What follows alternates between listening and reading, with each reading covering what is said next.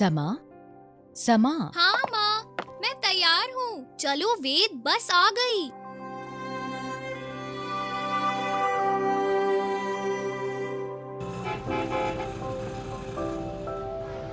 माँ घर के सारे कामों के बोझ से दबी रहती हैं, पर न जाने क्यों पापा उनकी कोई मदद नहीं करते। मैं जानती हूँ कि पापा ऑफिस जाते हैं, लेकिन माँ तो घर की सफाई भी करती हैं, सभी के लिए खाना पकाती हैं और फिर ऑफिस भी जाती हैं। मुझे इस बारे में ईशा मैम से बात करनी चाहिए। धन्यवाद बच्चों, आज की क्लास खत्म होती है। अगर तुम्हारे कोई सवाल हो तो मेरे पास आओ।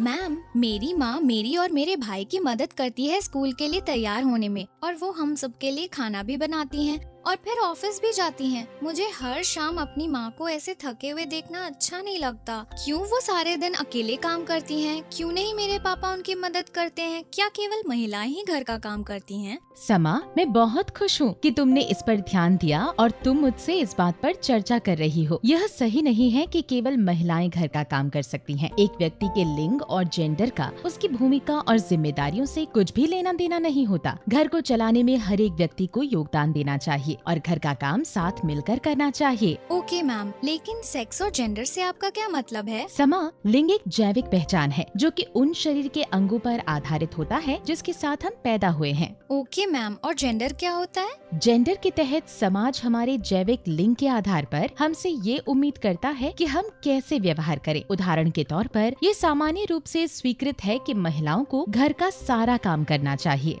मैम, बिल्कुल ऐसा ही मेरे घर में हो रहा है और मुझे लगता है कि ये गलत है।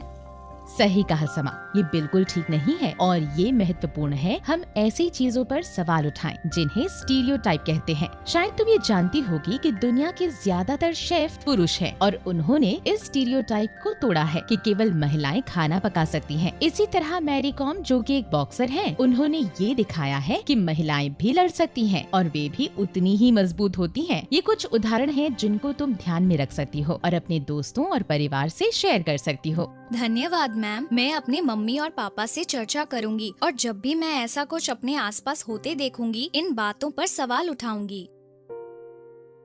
पद्मा, क्या डिनर तैयार है? और मैं सोच रहा था कि तुम हम सबके लिए कुछ खाना बना लो ताकि हम ट्रेन में भूखे ना रहें। ठीक है।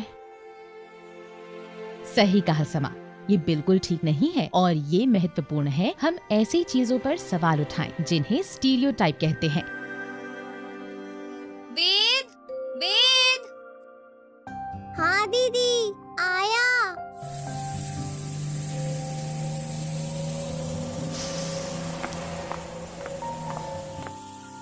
पापा, क्या मैं आपसे कुछ पूछ सकती हूँ? बिल्कुल समा, बोलो क्या बात है? आप माँ की घर के कामों में मदद क्यों नहीं करते? मैं दिन भर ऑफिस में काम करता हूँ और जब वापस आता हूँ तो थका होता हूँ। तब मैं टीवी देखना और आराम करना पसंद करता हूँ। लेकिन माँ भी तो ऑफिस जाती हैं, पर तब भी वो घर वापस आकर खाना बनाती हैं और घर साफ करती हैं और अन्य घरेलू काम करती हैं। समा, तुमसे ये सब बातें किसने कही? हर घर में माँ खाना बनाती है और घरेलू कार्य करती है। यह हमारे समाज में सामान्य है और इसमें कुछ भी गलत नहीं है। नहीं पापा, ये गलत है।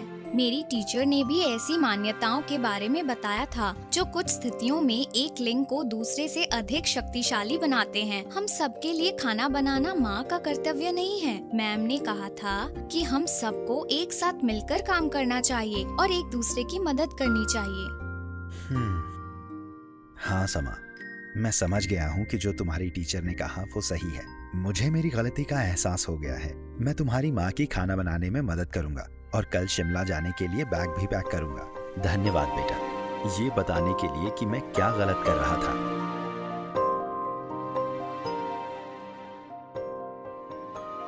ये केवल एक उदाहरण है उसके घर का, जहाँ सभी लिंग के लोगों के साथ समान व्यवहार नहीं होता है। इसलिए रूढ़ियों को संबोधित करना और इनके बारे में बात करना जरूरी है। जैसे मैंने अपने घर में इस समस्या के बारे में की, वैसे हर किसी को करनी चाहिए।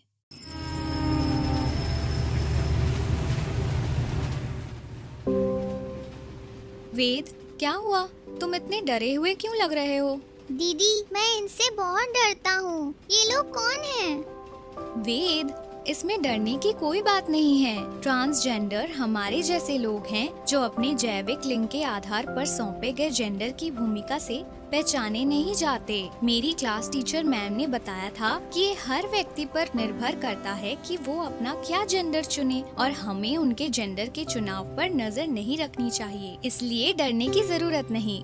लेकिन दीदी, वो सबके पास क्यों जा रहे हैं? समाज ट्रांसजेंडर को समान मौके नहीं देता है, जिसकी वजह से उनको अपनी दैनिक जरूरतों को पूरा करने में चुनौतियाँ आती है। इसीलिए वो लोगों से पैसे मांगते हैं।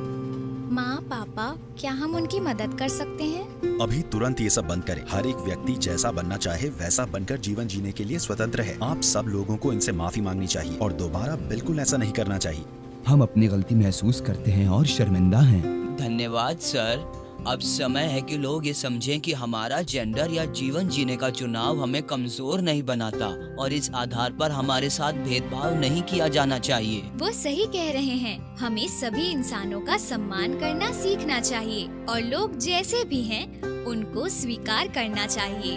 हर एक परिवार एवं समाज में लिंग समानता अति आवश्यक है। बच्चे के अभिभावक उनके पहले रोल मॉडल होते हैं। यह महत्वपूर्ण है कि माँ बाप घर के कार्यों को साथ मिलकर करें और अपने बच्चों से उनके उम्र के अनुकूल लिंग आधारित मुद्दों के बारे में बात करें, ताकि वो और ज्यादा जानकार, लिंग उत्तरदायी और सम्मानजनक बने। लिंग, जेंडर, जाति, धर्म, सामाजिक, आर्थिक या शैक्षणिक स्तर से परे सभी के बीच में आपसी सम्मान होना चाहिए।